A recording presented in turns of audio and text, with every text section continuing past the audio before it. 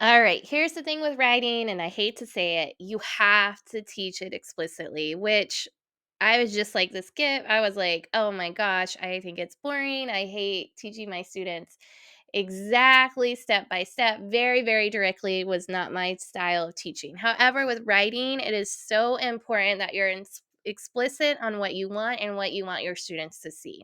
So I'm just going to break down a quick way to teach writing. Like I said, you could really dive really deep into this, but for ELs, just making sure that you're very explicit on what you want and those expectations. So students have to have it. I've done the research on this already. Like I said, I was thinking how I was going to teach writing because I never really was taught how to teach writing, even in an undergrad program with elementary education. The students have to have it explicitly taught. And so, how do you do that?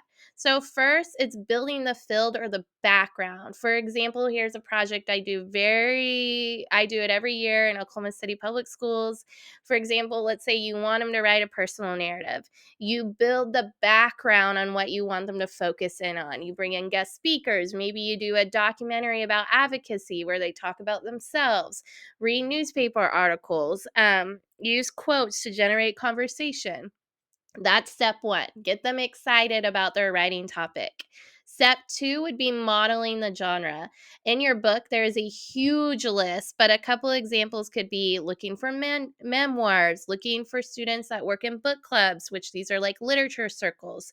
So they look at a text that looks familiar, and then identifying those standards that you want to see in your students' paper. For example, maybe you really want your students to have a plot. You're teaching third grade and you're like, I have no idea where your story is going. So, what is your plot? And you show them a story with an example that's a mentor text. And that one works such wonders by that modeling where students see a real life example. You could even write your own story, use students' names in it if they're comfortable enough with you. Give them a story that's happening so that way they're seeing it modeled.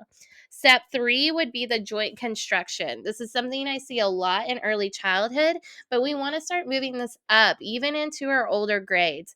It is the idea that you do have to meet with every student. Yes, every student.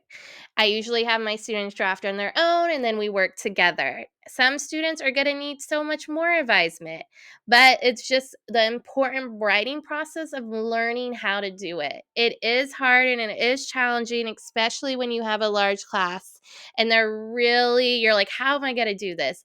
It is doable. You can do it.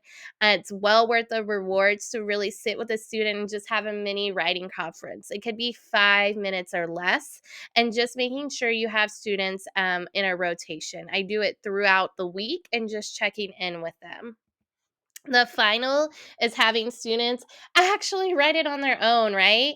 So you've scaffolding it all the way from the beginning, and then having students develop their own knowledge, and then they could even publish it, right?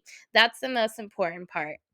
On the next slide, you're going to see some examples. I have this question a lot. A lot of my teachers want to see what does it actually look like for an English language learner to be writing. And so on the next slides, you'll be able to see level one would be the lowest. That's probably our newcomers, and level five will be the highest. And so it's just examples. So that way you feel more comfortable. Like, this is what my student is capable of, and this is what they should be doing.